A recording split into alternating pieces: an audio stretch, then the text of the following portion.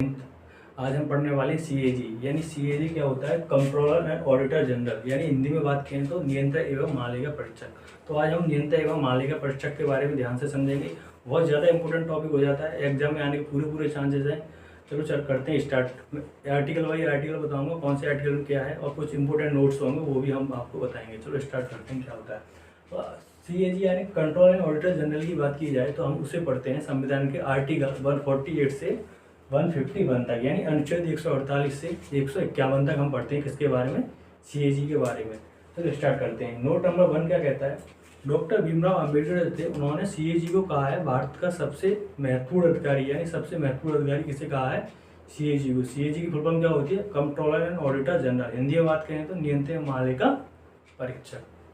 करते हैं आगे स्टार्ट। अब पढ़ेंगे आर्टिकल वाइज आर्टिकल, कौन से आर्टिकल में क्या कहा गया है, क्या क्या होता है। चलो आगे स्टार्ट करते हैं। तो और हम अनुच्छेद यानी आर्टिकल 148 यानी 148 की बात की जाए तो उसमें कहा गया है सीएजी के पद के बारे में चर्चा की गई है कि सीएजी की नियुक्ति कैसे होती है, कितना कार्यकाल होता है, उसके बारे में बताएंगे किसमें? आर्टिकल 148 में। चलो स्टार्ट करते हैं।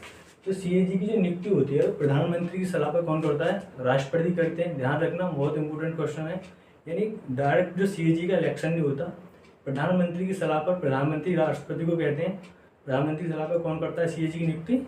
राष्ट्रपति द्वारा सीएजी की नियुक्ति की जाती है। किसकी? प्रधानमंत्री की सलाह पर। ये हो जाता है आपका ये पॉइंट। दूसरा क्या कहता है? सीएजी के कार्यकाल की बात की गई है। यानी सीएजी का जो कार्यकाल होता है, सीएजी अपने पद पर कब तक रह सकता है उसके बारे में बात की गई है। चलो बताता हूँ। सीएजी जो होता है 65 वर्ष तक रह सकता है या 6 वर्ष तक अपने कार्यकाल पर क्या सीएजी रह सकता है। ये कहा गया है सीएजी के कार्यकाल 65 वर्ष या 6 वर्ष तक अपने पद पर रह सकता है। यानी ये होता है सीएजी के कार्यकाल, यानी अपने पद पर 65 वर्ष या 6 साल तक सीएजी रह सकता है अपने कार्यकाल पर। नोट नंबर 2 ये कहता है, इंपोर्टेंट क्वेश्चन हो जाता है, सीएजी जो होता है उसे आप डायरेक्ट नहीं हटा सकते। यानी ऐसा नहीं हो सकता कि प्रधानमंत्री ने घोटाला किया, सीएजी ने उस पर जांच की, घोटाले की रिपोर्ट आई तो प्रधानमंत्री क्या क्या उसे हटा दिया। नहीं हटा सकते। ऐसे राष्ट्रपति भी नहीं हटा सकता, कोई नहीं हटा सकता। सीएजी को हटाने के लिए इम्पीचमेंट यानी महाभियोग जैसी प्रक्रिया लाई जाती है, जिससे सीएजी को हटाया जाता है। जबकि तो डॉक्टर भीमराव अम्बेडकर ने सीएजी को क्या कहा है?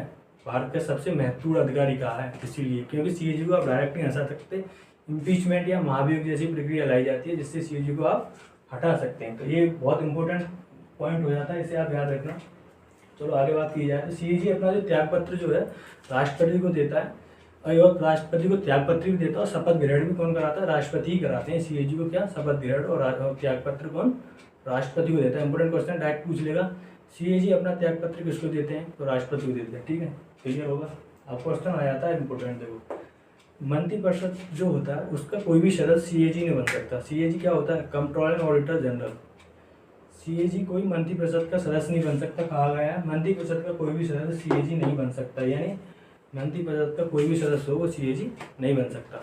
चलो आगे बात करते हैं। अब बात करते हैं आर्टिकल 149 यानी अनुच्छेद 149 के बारे में बात करते हैं। इसमें कहा गया है सीएजी की शक्तियाँ और कर्तव्यों के बारे में क्या चर्चा की गई है। हम एक पॉइंट बाई पॉइंट समझेंगे। चलो स्टार्ट करते हैं। सीएजी जो होता है भारत के लेखा विभाग का प्रधान हो सकता है, अर्थात केंद्र और राज्य सरकार केंद्र और राज्य सरकार के किसी भी खर्चे या जांच कर सकता है। यानी सीएजी के पास एक पावर होती है, वो केंद्र सरकार हो या राज्य सरकार हो, उसके किसी भी अकाउंट या खर्चे की जांच कर सकता है। सेंट्रल गवर्नमेंट की बात की जाती है, केंद्र सरकार की, तो प्रधानमंत्री आ जाते हैं। प्रधानमंत्री ने कितना आकस्मिक निधि से खर्चा लिया, संचित धन लिया, उसकी जाँच जो करेगा सीएजी करेगा। कितना खर्चा लिया था, कितने पैसे लिए थे, कितना घोटाला किया, कितना अपना वर्क किया, उसमें कितना पैसा लगाया, उसकी जांच कौन करेगा? सीएजी। और जैसे ही राज्य सरकार की जांच कौन करता है? सीएजी करता है। सेंट्रल गवर्नमेंट हो, एनजीओ, जितनी बड़ी बड़ी कंपनी होती है, पीएसयू वगैरह में जितनी कंपनी आती हैं, और आकस्मिक निधि वगैरह जिनकी संचित, एनटीपीसी वगैरह जो कंपनी होती है, उनकी जाँच कौन करता है? सीएजी द्वारा जाँच की जाती है। कितना कमाया, कितना कर्मचारियों को दिया, कितना घोटाला किया, उसकी सभी जाँच किसके पास होती है? सीएजी के साथ होती है। आगे बात की जाती है अनुच्छेद 150 यानी आर्टिकल 150 के बारे में बात की जाए तो उसमें कहा गया है सीएजी जो होता है केंद्र और राज्य सरकार दोनों लेखाओं की जांच करता है। इसमें कुछ नहीं, वही कहा गया, सिंपल है, इसका कोई उपयोग नहीं है। सीएजी जो होता है कंट्रोलर ऑडिटर जनरल, वो केंद्र सरकार और राज्य सरकार दोनों की जाँच कर सकता है। सीएजी केंद्र सरकार और राज्य सरकार दोनों की जाँच कर सकता है, आर्टिकल 150 में कहा गया है।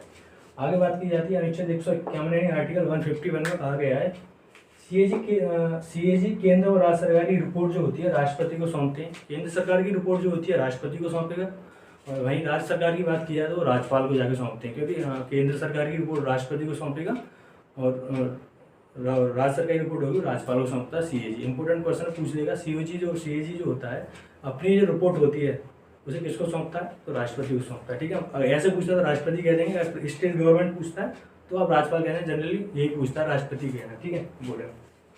अब बातें आती है यहाँ, राष्ट्रपति को जो रिपोर्ट समझता है तो राष्ट्रपति को पार्लियामेंट में रखनी होती है, नहीं संसद में। तो संसद में ऐसे रख नहीं सकते राष्ट्रपति, तो वो रखवाते हैं संसद में। कौन, 2 सदन होते हैं, लोकसभा यानी राज्यसभा, जिसमें मैंने इससे पहले वीडियो में बताया था पार्लियामेंट के बारे में, सदन क्या होते हैं उसे आप देख सकते हैं।